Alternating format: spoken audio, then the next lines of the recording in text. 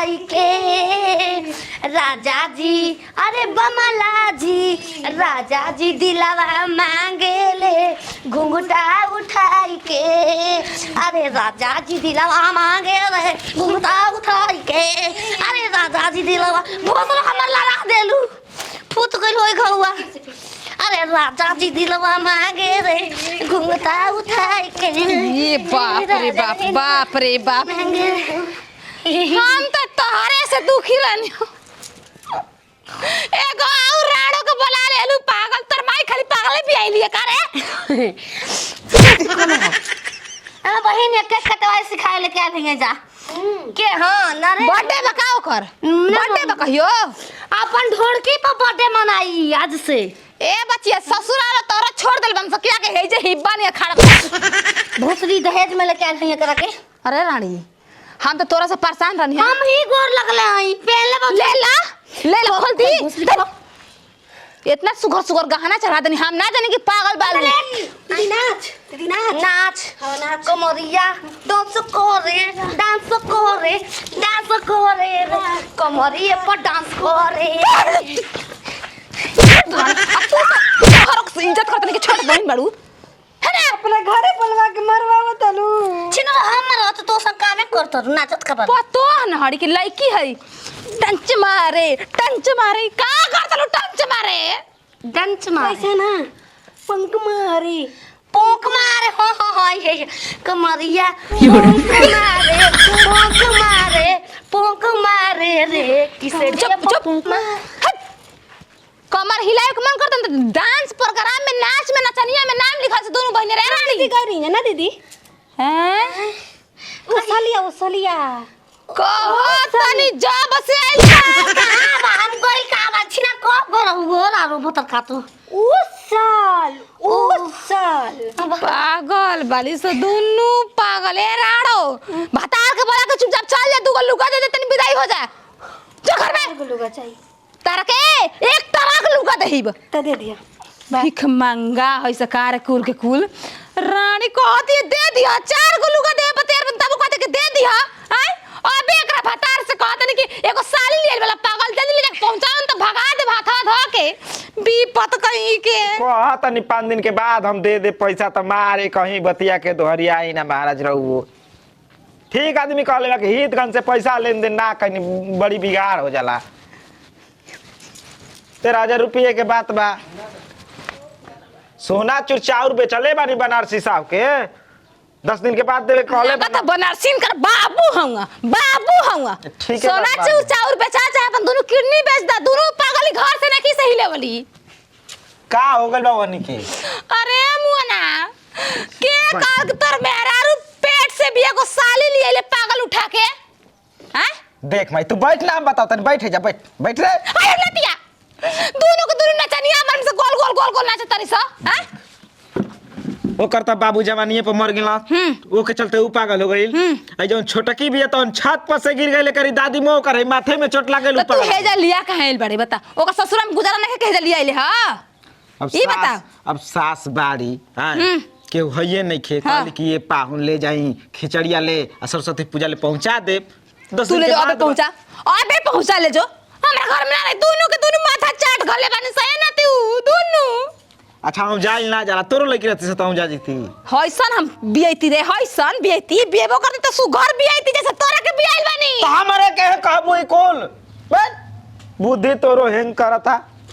भगवान ना तू के करा से कहीं इतना पागल बौरा साली के उठा लिए ला निक ना मिलली से साली का को उठा लिया बा एकदम पहुंचवाई बेही लगले पहुंचवाई सवत के जानत नहीं की तो के रे बिकाऊ बचा नहीं का बिकाऊ बचा गई हरि उमर दे तो हना जाने गांव में खूब चर्चा बा तो हार एगो तार छोटी गोतिनिया हमार बात फिर हां तो हरे ढेर बा आ सुनत ही ना कि तारे को बहिन है हमार देखो अब दोनों जने खूब पंप डोलता हां ए दिखाव ले आवले दिखा दी पंप दिखा दी ए हमर दे हम कहीं काटकुआर वाली हो बियाह वाली का हो आंधी तन पकड़ो होते तो वो मलमला तो भाई मरता ऐसे करना चाहते अरे करम फुल सलवार अरे दे रे हाथवा छिनार है से छिनार डांस हमें छिनार डांस करना है अरे छिनार डांस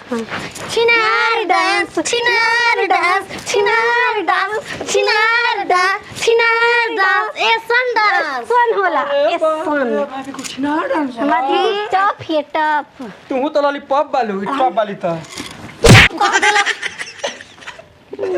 कोहड़ा नहीं खोला लॉलीपॉप मने नहीं खोला चाची कहाँ वाली मेरी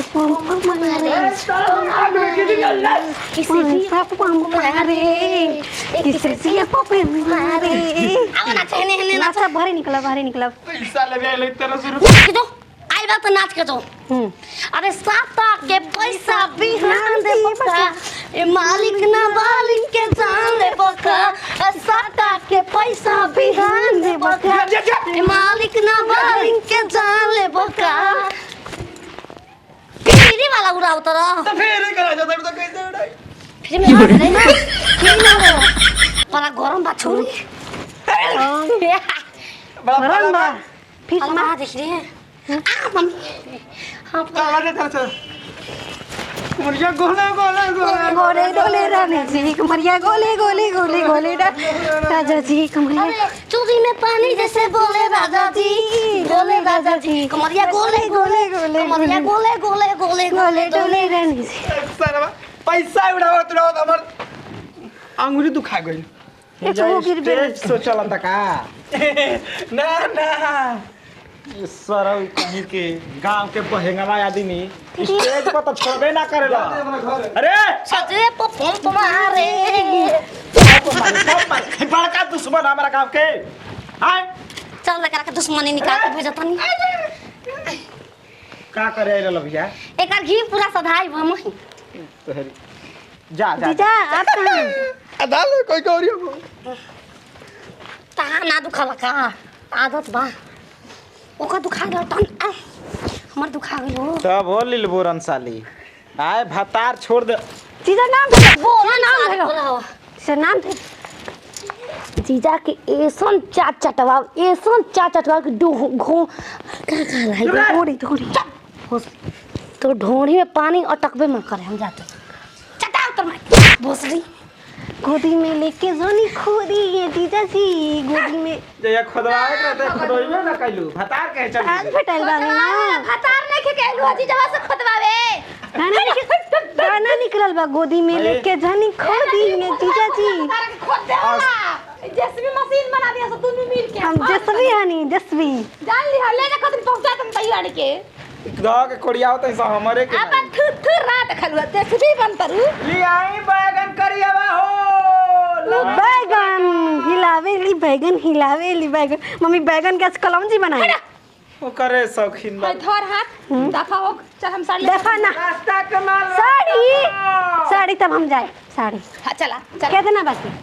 लागत कि गिर मैं बाड़ू जो होने जो ट्रक के मम्मी काले रही खोद में ढोड़ी तू ढोड़ी खोद बरे नतिया केवड़िया वाला घर में आओ घंटा नदी ने तो खो खचा में लगा ई पागल के काहे हो के लगली रे ओ के रहे के हो तोर सास हम अपन घरे हमके पहुंचा दो जानी के खिला कर चल ये मौका बाटे कतहीं दूर कहां जाई साग खाए चला लेके छोड़ जा